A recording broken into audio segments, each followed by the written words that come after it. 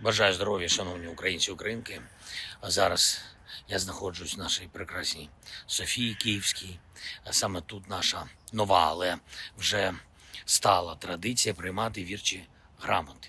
Посли, які приїжджають в Україну, які починають тут свій шлях, вони починають його офіційно саме тут. Це так з 22-го року. Особливе правило, щоб кожен, хто працює з Україною, бачив і знав, яка у нас країна, яка у нас історія, як багато від України залежить, і що це значить, і що Росії це ніколи не вкрасти.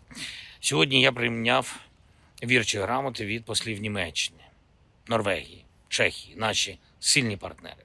Ми спілкувались. Я подякував за чітку підтримку України, нашої незалежності, нашого суверенітету. Європейські позиції стають сильніші, і ми щороку додаємо можливостей Європі. Всі разом додаємо. Завдяки єдності, завдяки нашим спільним проектам. Я дякую кожному партнеру. Цей тиждень наблизив узгодження 19-го пакету санкцій проти російської агресії. Очікуємо на затвердження. Швидко синхронізуємо пакет в Україні. Енергоресурси Росії обмежуються, і також інфраструктура тіньового флоту буде новий тиск. Також криптовалютні схеми, які росіяни використовують саме для обходу санкцій. Європа буде протидіяти. Дякую. Дякую, що українські пропозиції до санкційного пакету Євросоюзу багато в чому враховані. Ми постійно ведемо цю роботу з кожним нашим партнером, і, звісно, передусім з Європейським Союзом і також з групою 7. Ми очікуємо сильних санкційних кроків також від Сполучених Штатів Америки. Європа свою частину роботи виконує.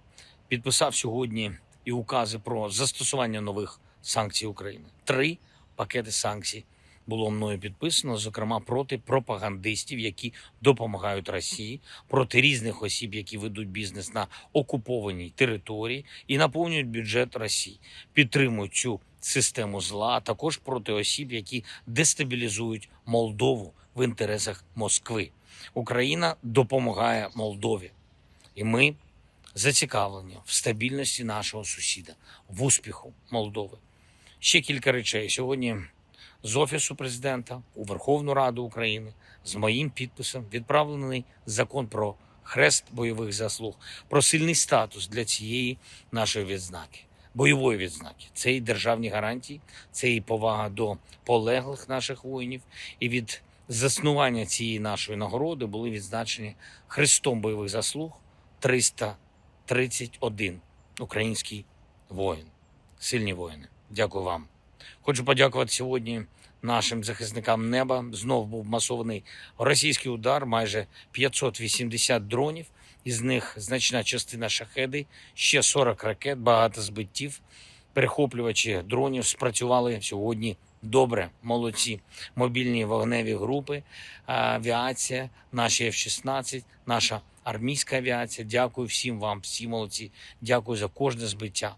Але були все ж таки влучання: Дніпро, Павлоград, інші громади Дніпровщини були серед російських цілей. Ще треба зміцнювати нашу систему ППО. Це залежить багато в чому від партнерів, багато хто має цю силу, яка має захищати життя. Варто її застосовувати. Кожен зараз бачить російське втручання і проти Польщі, і вчора проти Естонії. Це не випадкові речі. Росіяни будуть намагатися далі поширювати свою агресію, свою дестабілізацію, своє втручання. Така у них система. Треба цьому протидіяти теж системно, всім разом. Дякую всім, хто допомагає, дякую всім, хто з Україною. І вже готуємось до важливих зустрічей наступного тижня, в тому числі з президентом Сполучених Штатів Америки. Росія має відчути наслідки того, що робить. Слава Україні!